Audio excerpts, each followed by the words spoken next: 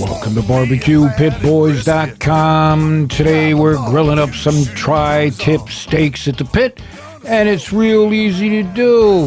Looks like the perfect day for some tri-tips. You gotta check this out.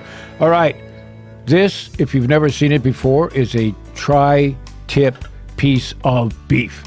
It comes from the bottom sirloin, right? It's as you can see, it's a triangle shape where you get the name tri, right? It makes sense, right?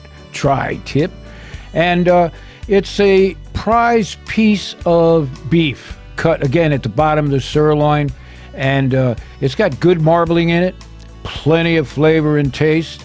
It's not widely seen all over the country. It depends where you're at. If you're on the west coast, you can easily find these in the butcher shops.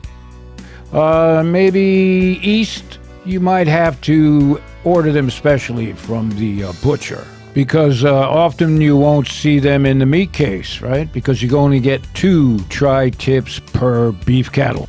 So just ask your butcher to hook you up. But amazing cut of beef. You got to check it out.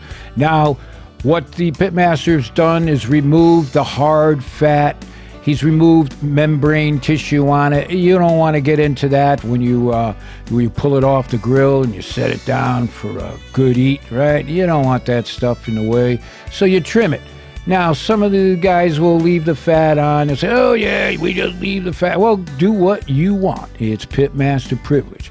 But if the girlfriend is showing up or your boss is showing up, do it upright. All right.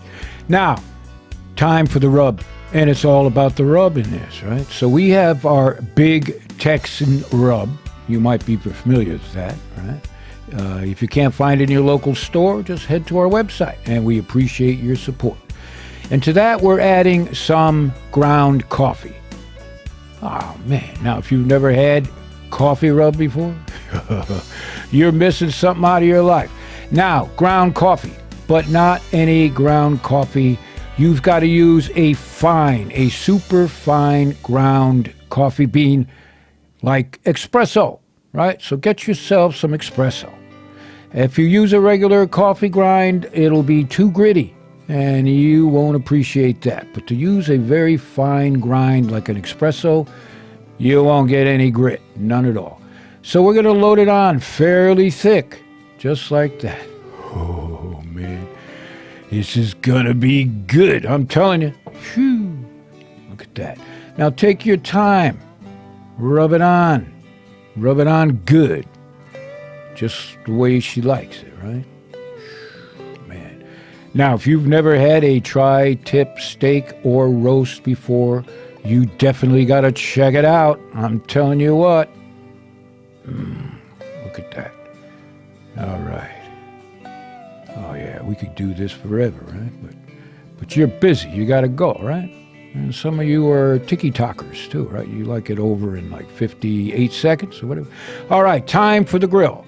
Now, we are using our Santa Maria grill. It's custom made for us by Sunterra, all right? You can head on over to our website and check these grills out. Get one for yourself. Custom made, order now so you'll have it come barbecue season. Top quality, the best Santa Maria grill you can buy. All right, and this is from my friend Enrique. All right. Now, we've got a temperature in there of about 300 and 400 degrees, right? We've got our grate raised, so we don't want to cook them too fast. Now, some will cook these steaks or roasts real quickly. There's really no reason to. Now, if you're smoking them, right, and there's another way to cook these, you can throw these in your smoker, right, and smoke them. Slow and gentle, low and slow. But no, this is done on the grill. Again, the Santa Maria is the perfect grill for this. You can adjust your temperature 1,000 different ways, right? Just by raising and lowering that grate. All right, enough of that. We're checking the internal temperature, and we're about 130 degrees Fahrenheit. You could have pull them off a little bit lower. You don't want to overcook these, right? And we're going to put them off the grill, and we're going to let them rest. Oh, man, are you hungry or what? All right. Look at that. You kidding me? You got to check out the tri-tip, man. I am telling you. Now, let it rest for about a half hour. You're in no rush. If you want to tent it a little bit and some foil, go right ahead. Oh, perfect. All right. Now, this is the part we've been waiting for. We're going to take one of these tri-tips, and you make some thin slices, right? Just like that. You can see this is about a medium, maybe 140 degrees. You could go lower for sure. You season them up some more. Whoa, you got some shark bites there too, a little side dish. But oh, take a look at that. Lord have mercy. You got some sauces there, right? You can do some dipping. And if you want to put it on a fancy-ass plate, go right ahead. But here's the part where the pit masters are eating in front of you, and we are not apologizing.